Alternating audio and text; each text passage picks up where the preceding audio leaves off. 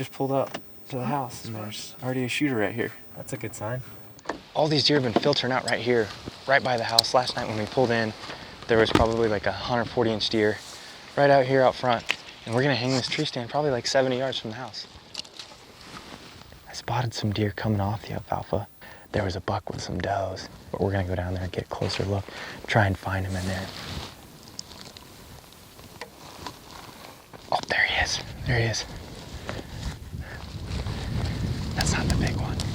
Nah, he's narrow. He must have heard us.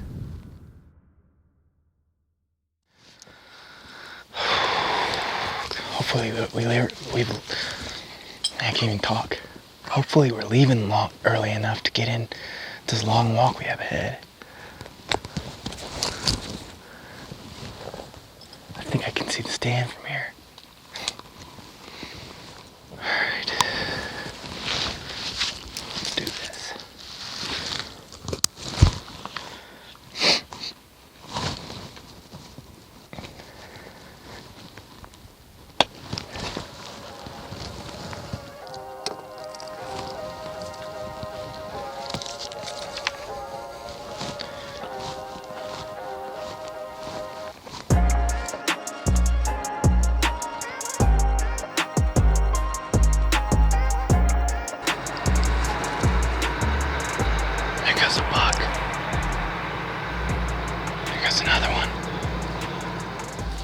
Same tree. We hunted last night, hung the stand yesterday. Had a pretty good night last night. And this morning when we were headed out to go look for muleys, decided to circle around this timber lot. And there was a big buck on the other side. He saw us coming in the truck. We kind of spotted each other at the same time, so he ran and jumped back in this timber lot, but I think he was going to the neighbors actually. Regardless, he's moving through here and I would shoot him, so that's a great sign. But we've already got deer filtering through. They're moving alfalfa bales from the back end of this pivot out of here, so it kind of pushed some deer back in already, but already seeing them, and we've got like 3 hours left to hunt.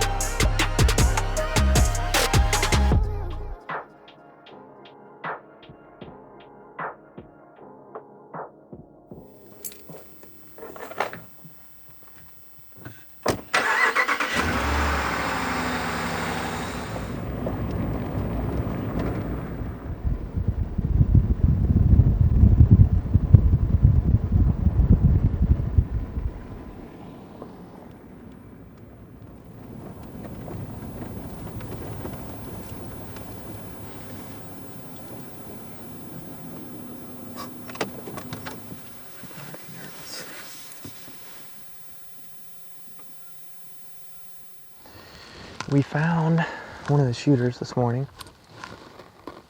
The issue is he's with a lot of other deer. There's a couple issues.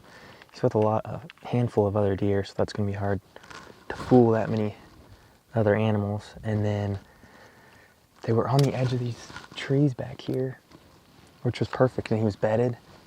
And the ranchers came over the hill on their four-wheelers and made him a little nervous, so he stood up and walked into the trees. So he's in the trees, but there's still a doe on the edge, so I'd imagine he's not very far in. So we're gonna move closer and try to lay eyes on him at least. We don't have much wind. We've been waiting on the wind, but we'll get in closer and kind of assess the situation, figure out what we're gonna do.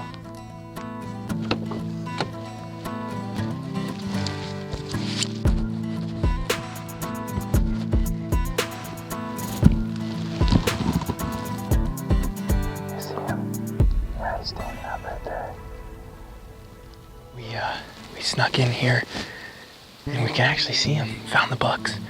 They're in the trees. We gotta cross the fence, which is gonna be a little tough. And then we can probably ride this ravine right in there. Just stay in this ravine, get up there to them. them being on their feet, that's actually a good thing. I spotted the 3x4, and there's actually another buck in there that's in velvet. It's October 9th, which I've never seen that this late before. I'm gonna try and get in there and get a shot on one of them. Leave our packs here.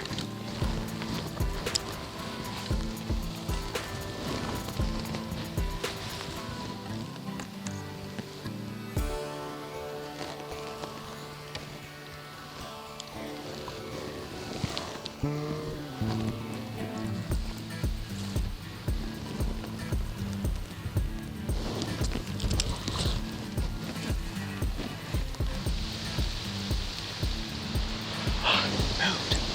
I think it was a big 4x4.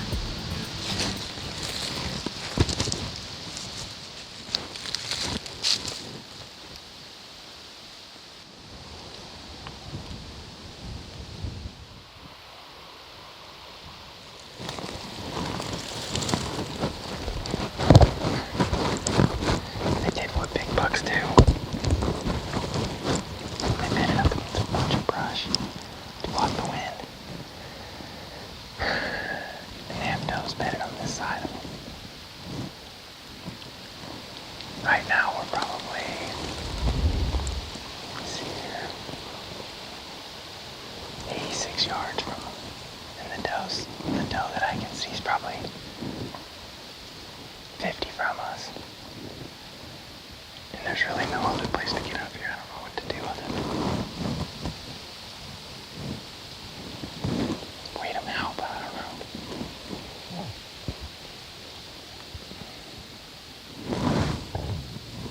I keep looking at these trees, wishing we were in a tree stand.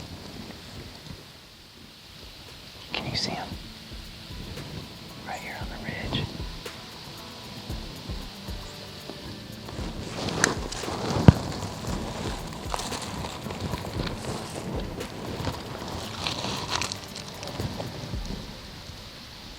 Oh, crap.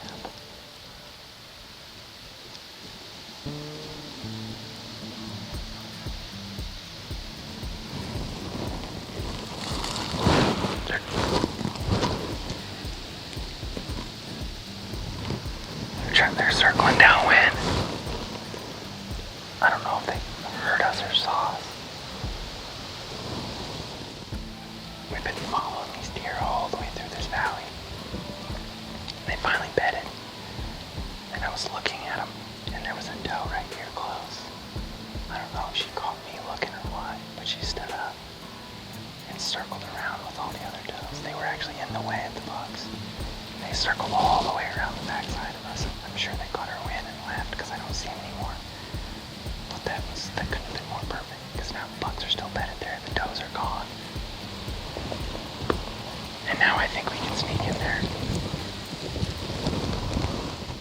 Oh, they're getting up. They're getting up and moving. Oh, they're going over the neighbor's fence.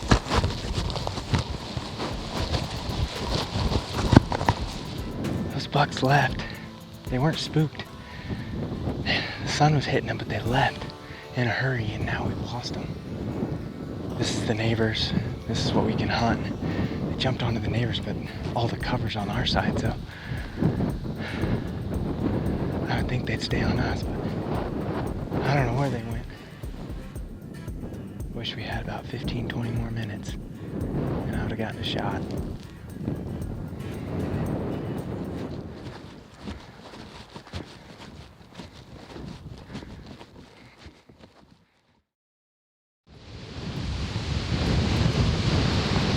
I don't know if we want to get in the stand.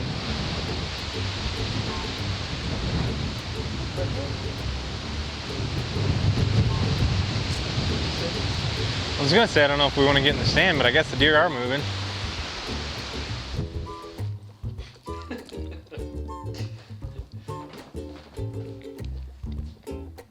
What's going on?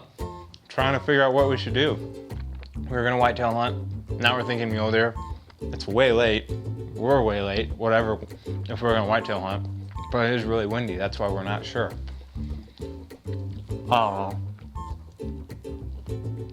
I don't know what to do.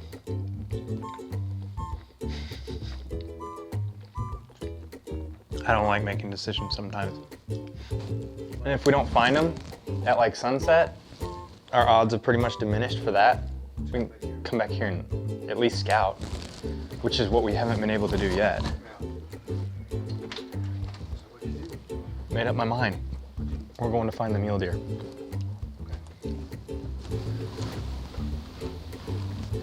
Little buck. Is it? It is. Dang it, dude. 2 little bucks.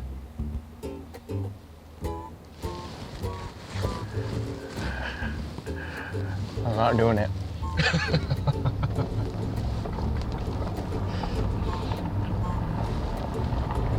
Gotta go with my original instinct.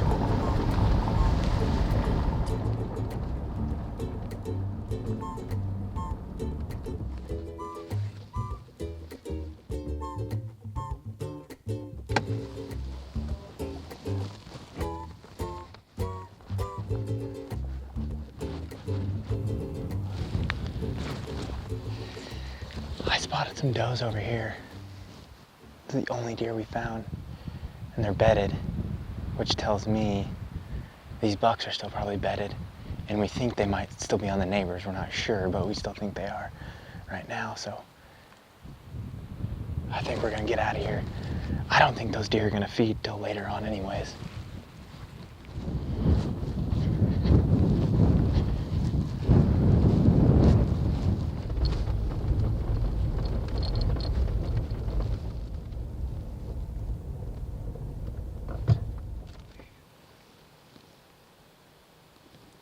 Doe and a fawn. Another 3 does, 4 does.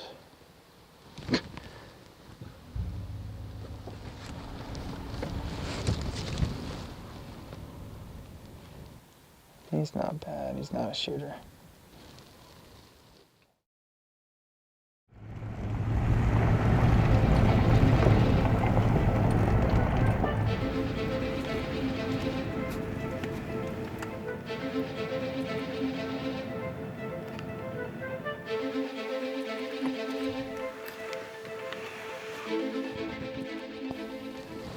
We found a 3x4. He's with some other bucks today, which is odd, but it's fine by me. I'd rather them actually not be together. Then I wouldn't have to make up my mind as to which one I want to shoot, because I'm going to shoot a 3x4 if we get in there. No questions asked. But he was headed right and we lost him behind a hill, so we're going to head that way and try and get closer and find him. It's colder today. I'm not used to this cold.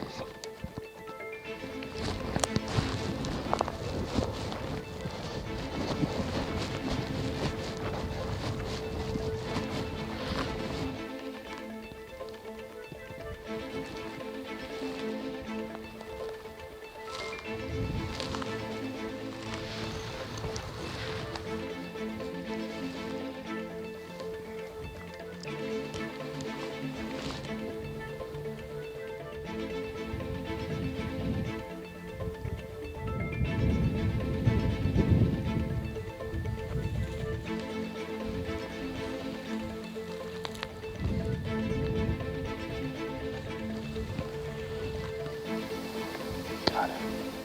He's right where we last saw him. He's got the perfect setup. For himself, not for us.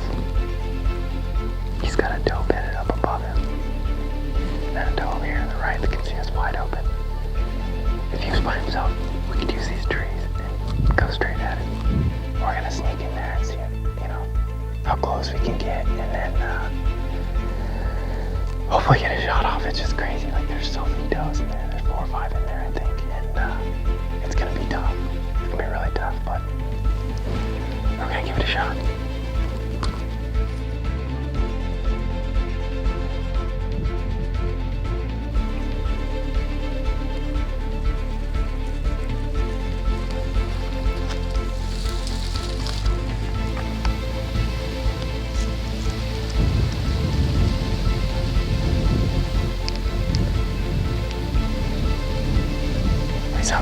He's up.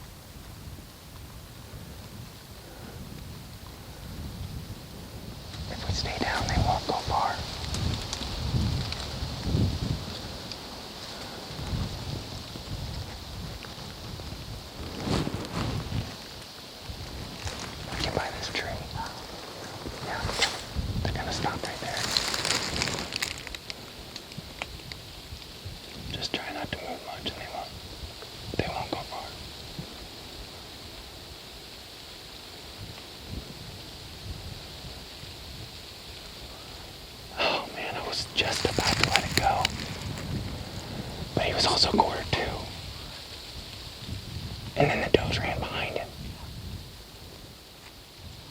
It's all good.